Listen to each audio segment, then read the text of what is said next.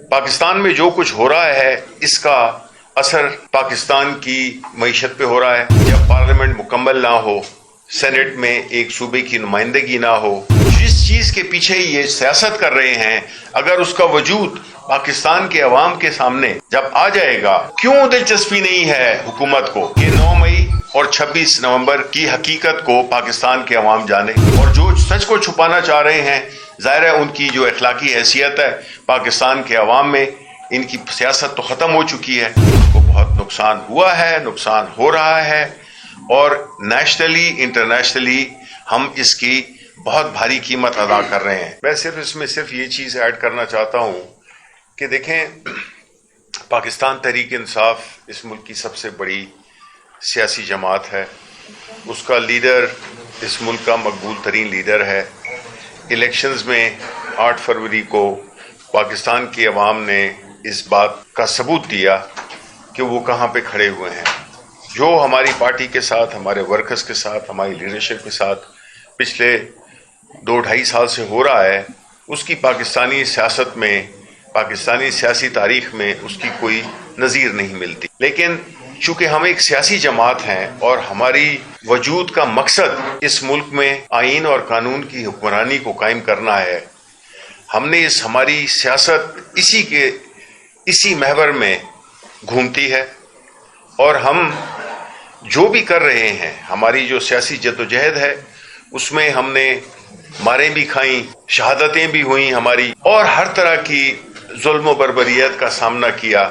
उसका बुनियादी मकसद यही था कि हम एक ऐसी सियासी जमात जो कि पूरे पाकिस्तान पे हावी है इन टर्म्स ऑफ कवरेज, कि ये एक किसी इलाकाई जमात नहीं है। यहाँ के हमने हर जगह से इलेक्शन जीता है, हमारी नुमाइंदगी है, पार्लियामेंट में भी हम एक बहुत अहम हैसियत रखते हैं। हमारा मैंडेट चुराया गया, उसके बावजूद हमारी जो अक्सरियत है वो इतना वजन रखती है कि बावजूद उसके कुछ जिस्म के हिस्से काट दिए गए हैं, फिर भी वो एक सबसे बड़ी और मुतहरिक सियासी जमात है। पाकिस्तान में जो कुछ हो रहा है इसका असर पाकिस्तान की मईशत पे हो रहा है, क्योंकि सियासी अदम इस्तेहकाम है।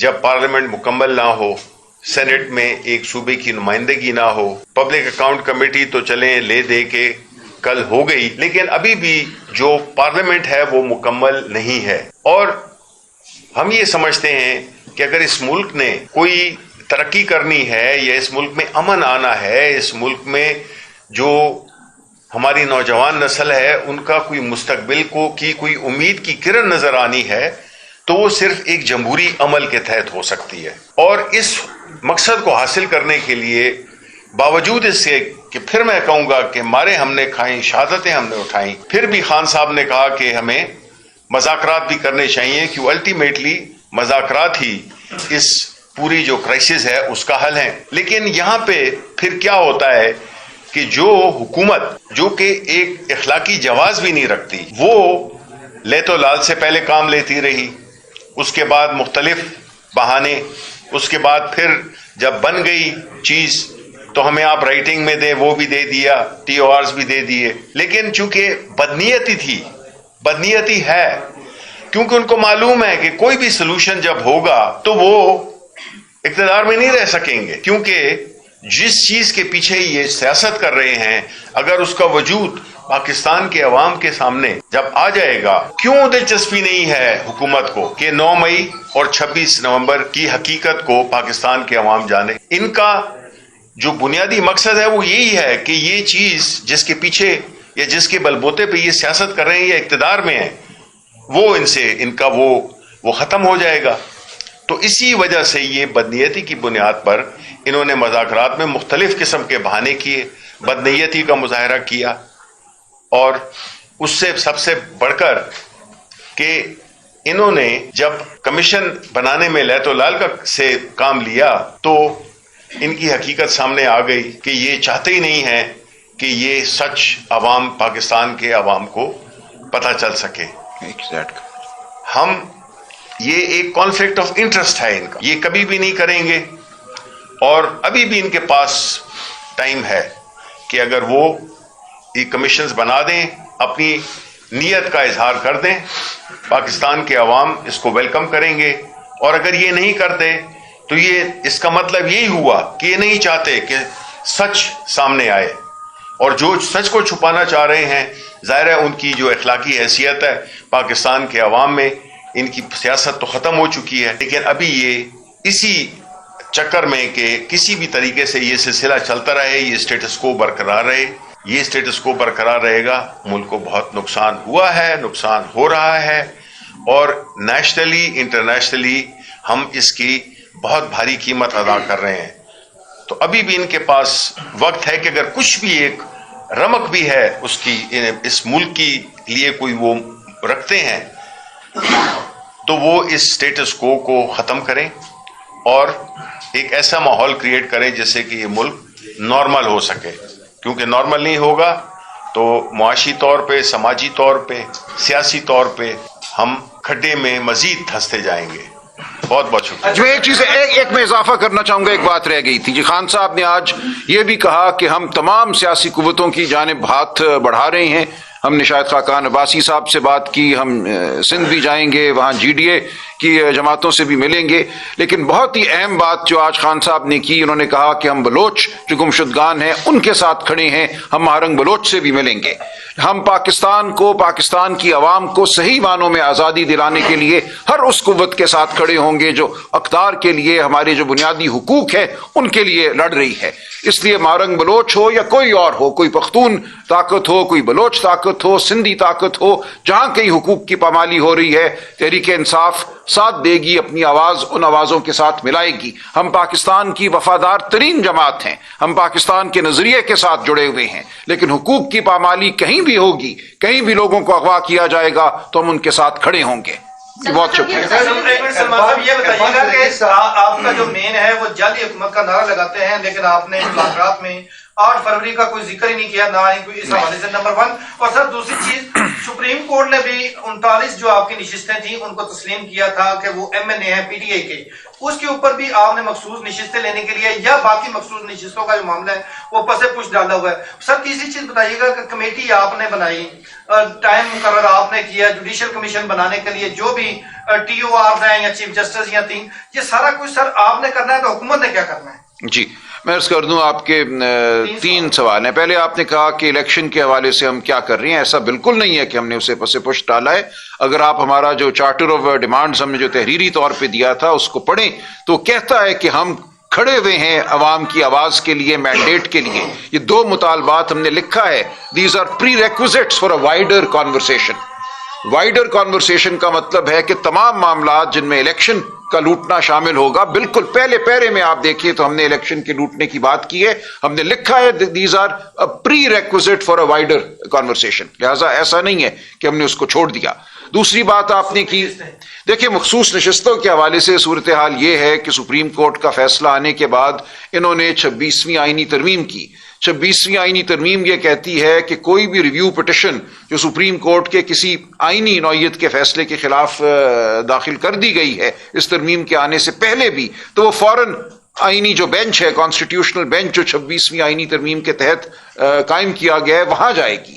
اب ہمارے لیے یہ انتہائی میں سمجھتا ہوں ناقابل قبول صورتحال ہے. سپریم کورٹ کا ایک فیصلہ ہمارا مروجہ قانون ہے, پوری دنیا کا قانون ہے, اسی بینچ نے ریویو سننا ہوتا ہے, لیکن انہوں نے قانون بدل دیا, آئین بدل دیا, اور وہ بھی اغوا کاری کے ذریعے کہ اب وہ ریویو انہی ججوں کے پاس جائے گا جو پہلے ایک رائے دے چکے ہیں اس حوالے سے, جو کہہ چکے ہیں کہ اکثریتی فیصلے کو نہ مانو. یہ تاریخ میں نہیں ملتا کہ ایک اقلیتی بینچ جو ہے یا اقلیتی ممبران ایک بینچ کے یہ کہیں کہ اکثریت کے فیصلے کو مت مانو. نہیں سن لیجئے نا, سن لیجئے, چونکہ ریویو وہاں پڑا ہوا ہے. اگر وہ ریویو حکومت کا کامیاب ہو جاتا ہے تو تمام مخصوص نشستوں سے ہم محروم ہو جائیں گے. یہ ہے اس وقت صورتحال. ریویو پڑا ہوا ہے, ہماری کنٹیمپٹ کی درخواست بھی پڑی ہوئی ہے, سپریم کورٹ کے 2 حکم آ چکے ہیں 8 ممبر بینچ کے, الیکشن کمیشن ٹس سے مس نہیں ہو رہا. ہم اس معاملے کو بالکل آگے لے کے جائیں گے, لیکن اب 26ویں آئینی ترمیم کے وجود کو ہم نے چیلنج کر دیا ہے. پیر والے دن سے وہ معاملہ آگے چلے گا. اگر 26ویں آئینی ترمیم کسی طریقے سے ختم ہوتی ہے, آئینی طریقے سے آئینی بینچ ہی اس کو ختم کرتا ہے, تو پھر حالات یکسر بدل جاتے ہیں. پھر جو ہمارا معاملہ ہے مخصوص نشستوں کا، اس کا ریویو اسی بینچ کے پاس واپس جائے گا جس نے فیصلہ دیا تھا۔ اس وقت صورتحال یہ ہے کہ ایک بالکل نئے بینچ کے پاس یہ جا رہا ہے معاملہ۔ تو یہ آپ کا تیسرا بھی تھا آپ کا ایک سوال جی۔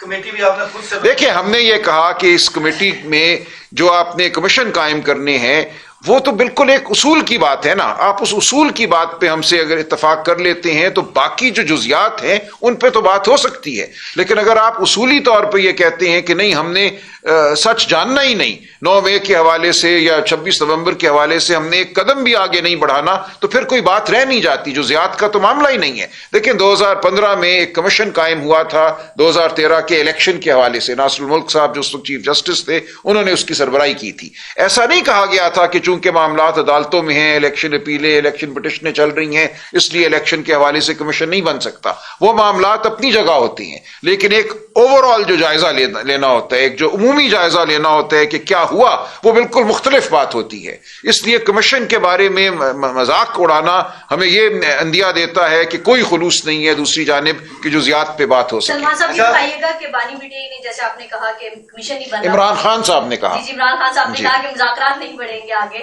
تو آپ لوگ کہہ رہے ہیں کہ عوام میں مسئلہ لے کے جائیں گے، دوبارہ پھر Pakistan Tehreek Insaf state power use کریں گے، سب کچھ کر سکتے ہیں۔ دیکھیں احتجاج کرنا ایک آئینی حق ہے، آپ آئین کا آرٹیکل 15 پڑھیے، سڑکوں پہ چلنا ہر پاکستانی کا آئینی حق ہے، سڑک پہ چل کے سیاسی آواز بلند کرنا آئینی حق ہے، آرٹیکل 19 پڑھیے، آرٹیکل 17 پڑھیے، اکٹھے ہو کے کھڑے ہونا ایک آئینی حق ہے۔ یہ بنیادی انسانی حقوق ہیں، چلنا، کھڑے ہونا، بولنا۔ اگر یہ آپ نہیں دیتے تو زندگی نہیں ہے۔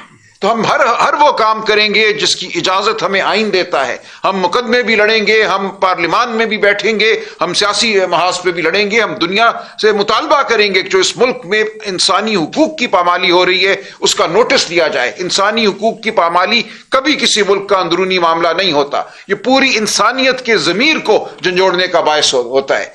تمام چارٹر، ہیومن رائٹس چارٹر اقوام متحدہ کا، دیگر تمام کووننٹس جو ہیں وہ یہ لازم کرتے ہیں ہر ملک کی حکومت کو کہ انسانی حقوق کی تابعداری کی جائے۔ اگر ایسا نہیں ہوتا تو تمام عالم جو ہے اس کو ہم گواہ بنائیں گے۔ اچھا صاحب، ایک سوال یہ ہے کہ کل عرفان صدیقی صاحب سے جب ہم نے پوچھا تو ان کا کہنا تھا کہ اگلا جو اجلاس تھا وہ تحریک انصاف کے جو مطالبات ہیں جوڈیشل کمیشن کے حوالے سے بالخصوص اسی پر تو ہی بات کرنی تھی، درمیانہ راستہ نکالنا تھا، لیکن تحریک انصاف نے فرار اختیار کیا ہے۔ اگر وہ بیٹھیں گے نہیں تو حل کیسا نکلے گا؟ اور یہ چیز بھی کلیئر کیجیے گا کہ آپ لوگوں نے جو ڈیمانڈ سامنے رکھے ہیں، جو مطالبات ہیں، وہ اگر مذاکرات نہیں ہوں گے تو پھر مرمان آپ لوگوں کے مطالبات کو کیسے حکومتی کمیٹی تسلیم کر سکتی ہے؟ بات چیت کریں۔ دیکھیں کیا ضرورت تھی وزیر قانون کو یہ پریس کانفرنس کرنے کی کہ بالکل یہ قابل غور ہی نہیں ہے ان کے مطالبات؟ کیا ضرورت تھی عرفان صدیقی صاحب کو بیان دینے کی ٹی وی پہ آ کے کہ بالکل نہیں ہم مانیں گے؟ یہ پہل تو انہوں نے کی ہے، خاموش رہتے نا۔ اگر ہمارے اسپوکس پرسن کے مدرسے پہ حملہ کیا گیا حامد رضا صاحب کے، تو یہ کیا ضرورت تھی؟ اس دن تیسری نشست کے بعد باہر نکلتے ہی ہم پہ حملہ کیا گیا، مذاق اڑایا گیا، سخت زبان استعمال کی گئی۔ تو یہ تمام معاملہ دوسری جانب سے آیا ہے۔ اگر وہاں سے خاموشی ہوتی تو ہم بھی خاموشی رکھتے۔ حملہ وہاں سے ہوا ہے، مذاق وہاں سے اڑایا گیا ہے، باقاعدہ حملہ ہوا ہے مدرسے پہ، ہمارے لوگوں کو گرفتار کیا گیا ہے، مارا پیٹا گیا ہے، اور پھر کہتے ہیں آؤ آ کے چوتھی نشست میں بیٹھ جاؤ۔ کیوں کیا یہ سب کچھ؟ اچھا سر، یہ بتائیے گا کہ کیا مذاکرات کی ونڈو ابھی بھی صرف 28 کو جو ملاقات ہونے جا رہی ہے بانی پی ٹی اے سے ملاقات سے مشروط ہے یا کمیشن لازمی بننا ہوگا؟ پہلا آپ سے شفیع صاحب ملاقات کر کے ہیں آج، کیا مولانا فضل الرحمان، محمود اذکزئی ان کو مذاکراتی کمیٹی میں شامل کر رہے ہیں یا تحریک تحفظ اہل پاکستان کے پہلے حصے ہیں؟ دیکھیں خان صاحب نے آج یہ کہا کہ مذاکراتی کمیٹی کی فی الفور ان سے ملاقات کرائی جائے۔ دیکھیں اب ان کے ذہن میں کیا ہے، اس میٹنگ میں کیا طے پاتا ہے، میں نہیں کچھ کہہ سکتا۔ انہوں نے کہا کہ مجھ سے ملاقات کرائی جائے، لیکن ساتھ ہی انہوں نے یہ کہا کہ دونوں جو کمیشن ہیں ان کے حوالے سے اعلان کیا جائے، اصولی اعلان تو کیا جائے نا۔ یہ دونوں معاملات میں سمجھتا ہوں اہم ہے۔ اگر اصولی اعلان ہو جاتا ہے، پھر اگرچہ 7 دن گزر گئے ہیں اور ہماری عمران خان صاحب سے ملاقات ہوتی ہے، تو ہو سکتا ہے عمران خان صاحب اس میں کوئی راستہ نکالیں، کوئی فیصلہ کریں، لیکن اس وقت صورتحال یہ ہے کہ مذاکرات ختم ہو چکے ہیں۔ میں نہیں سمجھتا کہ کمیشن کی تشکیل کے اعلان کے بغیر کوئی چوتھی نشست ہوگی۔ دونوں باتیں ضروری ہیں، کمیشن کی تشکیل کا اعلان بھی ہو اور عمران خان صاحب سے ہماری ملاقات بھی ہو۔ جو دوسرا سوال آپ نے کیا شبلی صاحب جواب دیں گے، لیکن مذاکراتی کمیٹی یہی ہے جو تحفظ آئین کے لیے جو ہم جد و جہد کر رہے ہیں، اور ایک بڑا ہم چاہتے ہیں ایک کٹ ہم کریں، وہ ایک دوسرا معاملہ ہے، اور اس کے لیے جیسا کہ میں نے کہا ہم مارنگ بلوچ سے بھی ملیں گے، ہم ہر ایک سے ملیں گے۔ جی دیکھیں، بنیادی طور پہ مقصد تو یہ ہے کہ جتنی بھی جمہوری قوتیں ہیں، جتنی بھی سیاسی جماعتیں ہیں، چاہے وہ علاقائی ہیں یا وہ ملکی سطح پر ہیں، ان کے ساتھ مل کر ایک بنیادی common agenda, minimum common agenda, اور وہ کیا ہے کہ اس ملک میں آئین اور قانون کی حکمرانی ہونی چاہیے۔ اس پہ جس کا بھی اتفاق ہے، ہم ان سب سیاسی قوتوں کو ساتھ لے کے چلیں گے، اور یہ اس کا جو دائرہ ہے ہم وہ وسیع کریں گے، کیونکہ دیکھیں یہ واحد حکومت ہے، اور وہ اس کی وجہ بھی یہی ہے کہ یہ عوام کی سپورٹ سے یہ نہیں آئے حکومت میں۔ عام طور پہ جو سیاسی حکومتیں ہوتی ہیں وہ چاہتی ہیں کہ ملک میں سیاسی استحکام بھی رہے اور مسائل کم ہوں تاکہ وہ چیزیں کر سکیں۔ یہ واحد حکومت ہے جس کو کہ انٹرسٹ نہیں ہے، بلکہ وہ اس کو ایک متضاد چیز سمجھتی ہے کہ جب یہ اسٹیبلٹی آئے گی تو ان کا پھر رہنا حکومت میں بڑا مشکل ہو جائے گا۔ تو اس لیے یہ کانفلکٹ آف انٹرسٹ پاکستان کی انٹرسٹ کے خلاف ہے کہ یہ نہیں چاہتے کہ ملک میں نارمل سی آئے، ملک میں قانون اور آئین کی حکمرانی ہو۔ جس طرح سے قوانین پاس ہو رہے ہیں، آپ نے دیکھا کہ پیکا کا قانون جس طرح کا ڈریکونین قانون ہے، اس کو کس طریقے سے نیشنل اسمبلی سے کس طرح سے وہ سینٹ میں بھی پاس کرنا چاہتے تھے، لیکن پاکستان تحریک انصاف بالکل اپنے صحافی برادری کے پیچھے کھڑی ہوئی ہے۔ ہم ان کو سپورٹ کرتے ہیں، اور ہم جو پیکا کے نئی جو امینڈمنٹس ہیں اس کو ہم ریجیکٹ کرتے ہیں۔